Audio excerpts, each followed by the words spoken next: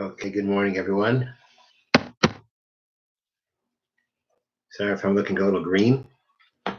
Okay, today's Mishnah is a bit um, intricate, and so here we go. Now, the first thing that we have to start off with is that there's a halacha that we know that if you, let's say, were to a person cooks food in milk, so when you cook it with heat, the food is going to absorb from the milk. Therefore, if a person were to cook a piece of meat in milk, the milk is going to absorb, the meat is going to absorb the milk, and the milk is going to absorb from the meat. It absorbs what we call tam, flavor, essence, whatever I would explain it. But there's something that comes out from one of the objects that goes into the other. The same thing happens if, let's say, you do what's called kavish. Kavish means that you immerse something in a liquid for 24 hours. If it's there for 24 hours, the effects will be similar to cooking. So if, let's say, you were to soak something permissible in a liquid that was not permissible, and you left it for 24 hours, then the permissible food will become forbidden because it will absorb from the forbidden liquid. The same thing the opposite way. Let's say we're talking about where the solid food, let's say, was forbidden, and you put it into a liquid that was permissible, it was there for 24 hours. The liquid is not going to absorb, is not going to take in flavor, tom, from the forbidden food, and it's going to become forbidden, or possibly become forbidden. That's going to be the discussion here now regarding cases of Shemitah. So the Mishnah reads, Parak Zayin Mishnah Zayin. Vered Chadash Shekvashay B'Shemin Yasha. Literally translated, that means a new rose that was preserved. It was immersed and left to liquid for 24 hours in old oil. Now, what we're referring in the previous Mishnah, we had that vered rose is considered Shemitah produce. It produces a spice that's used for food, and we're talking about that. When we refer to vered, we're referring to the spices of the rose that are used for cooking, and therefore they have the sanctity of Shemitah. It also will have the halacha of beer, right? It's going to have the halacha of beer, that at a certain point of time when these things are not available anymore in the field for the animals to flourish from, you've got to take it out of your house and render it ownerless and declare it ownerless. You got to do beer. So here the situation is you've got a rose of Shemitah. That's the new rose. It means it's this year's rose, the 7th year rose. Okay? It's a 7-year rose, a Shemitah rose, and you put it in old oil. Old oil means the oil was produced before you had the vered. The vered is a 7th year rose. The old oil is a 6-year oil. So that means that you've got a 6-year oil is regular oil, the vered is Shemitah. You left it in this, so you left the vered of Shemitah, the rose of Shemitah, in the regular oil, left it for 24 hours. What's going to be the halacha in this case? Yalakid es havered. The Mishnah says, you go ahead and you take out the rose. The point of the Mishnah, according to the Bartanura, is like this. There are a number of ways of learning this Mishnah. We're going to follow the Bartanura's approach.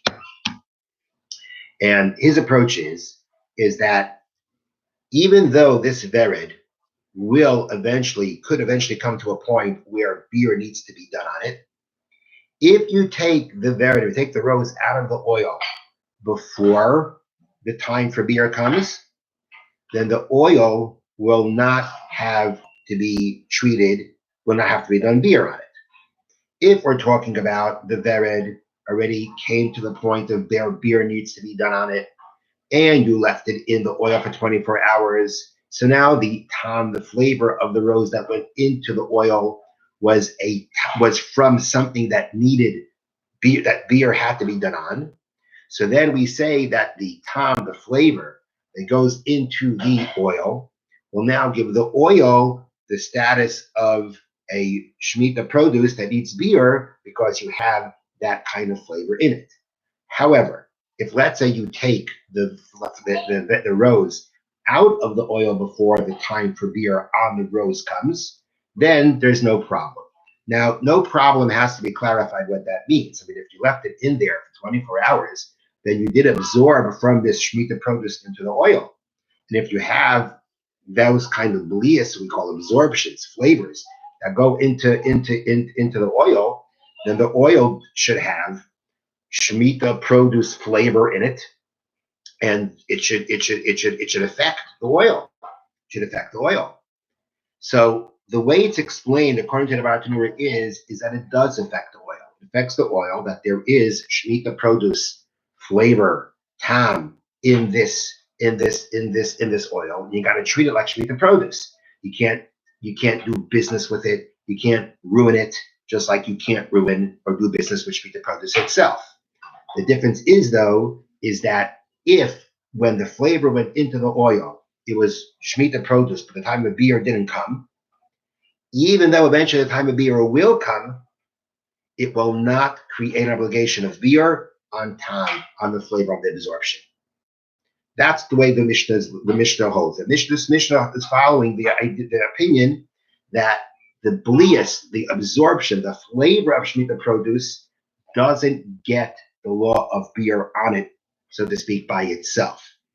If we're talking about that the rose already had an obligation of beer and the flavor came out of it into the oil, then you got to deal with beer because it's already flavor that's coming out of a rose that already had the obligation of beer on it. If it already had the obligation of beer on it, the flavor that comes out of it also has the obligation of beer, like it mixed into oil. It now necessitates you to do a beer on the oil because it has that flavor of Shemitah produce that has obligation of beer inside of it. But if the time of beer did not come yet, so you do have the time of the flavor of the Shemitah produce in it, but it wasn't the time of beer yet, when the time for beer does come, it will not do anything to the flavor of that's inside this oil, and there won't be an obligation for beer.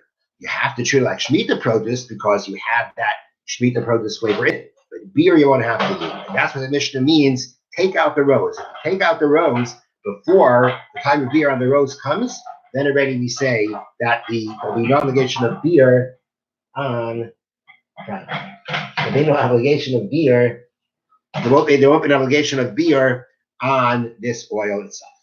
Okay? The Mishnah continues.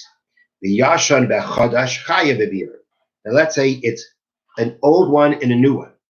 That means that the oil is newer than the rose. The rose is a Shemitah produce, rose. The oil is the 8th year produce. So then we say in that case, if it's a 7-year rose in the 8th year oil, chai bebeer, it's obligated in beer. Basically what it means is this is going to be a scenario where you could have a situation where when the rose gets mixed into the oil, the rose is already obligated to have done beer on it. And therefore, what goes in the flavor that goes into the oil that was regular oil, that was not Shemitah, it's regular oil, but the flavor that goes into it came from something that already had obligation for beer, then you've got a tam that of a Shemitah produce that needs beer done to it in the oil, and therefore you got to do beer on the oil because of what's in it. Okay, so that's that halacha. Now the Mishnah then says a similar halacha. Charuvin chadashim shekavashim b'yayin yashin. Now let's just read the case as it says. Charuvim chadashim means new carobs, so they're 7th year carobs. Shekavashim b'yayin yashin. You preserve them in old wine. Old wine, following the pattern from the first case of the Mishnah, means it's 6-year wine. The Yishanim are old carobs, b'chadash, in new wine. So again, following the pattern from before.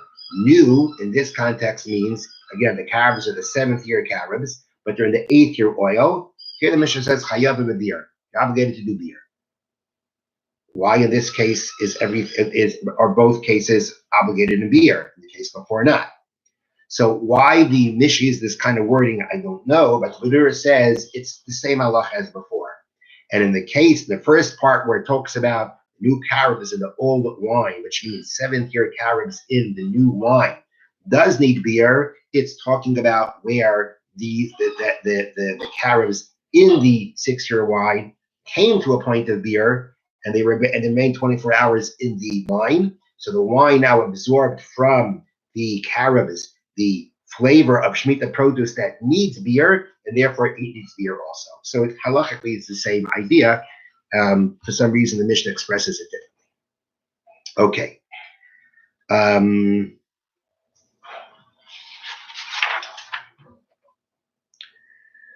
Okay. Trying to figure out, should we finish the Mishnah or not? All right, I think we're going to stop here and finish the Mishnah. We'll stop here with the Mishnah now, and we'll finish it up tomorrow. A lot in that Mishnah. Okay, let's now do the Sefer HaMitzvot, Mitzvah Ayin Gimel, Mitzvah 73, which we're going back. Yesterday we went ahead because we had a short Mishnah and a longer Mitzvah, so we'll go back to the shorter Mitzvah. Mitzvahs asay lodun denachlas, positive commandment to render judgment about inheritance. Shenamar, as the pasuk states, ish kiyamus, if a man dies, ubein ein lo, has no son, you shall transfer his inheritance to his son. So this is talking about the situation of the daughters of Tzlafchad, where there were no male heirs, there were no male children, no male direct descendants. And the Torah said, in that situation, you give the inheritance to the daughter. But we see that the Torah tells us that we have to do this. And that means that we have to render judgment about it. We got to make sure that if there's any problems in carrying this out, that the Beis Din, the rabbinical courts, get involved to make sure that it works out properly. Ubein kaidim labas. The rule is when it comes to inheritances that a son precedes a daughter, according to the straight Torah law. And all his descendants precede the daughter, which means the son and his son and his son, they all come before the daughter. It's not just the son himself that precedes the daughter, it's the son's son, the grandson, that would even precede the daughter. Once you have the son, it's all those descendants directly from the son that now will precede the daughter. Bas v'chol yotzi the daughter and all her descendants, all her male descendants, they precede the father of the dead. Meaning you have Reuben died. If his father is alive, and let's say there would be Reuben had no heirs whatsoever, the father would inherit him. Okay, the father would inherit him. If there be no father, his brothers would inherit him. But in a situation where there is a son or even a daughter, the heirs of the father are not going to have any rights here. If you have a son, it goes to the son. If there is no son or descendants of the son, it goes to the daughter and her descendants. If there are no son and descendants, no daughter and descendants, then already goes back to the father or to the father's heirs.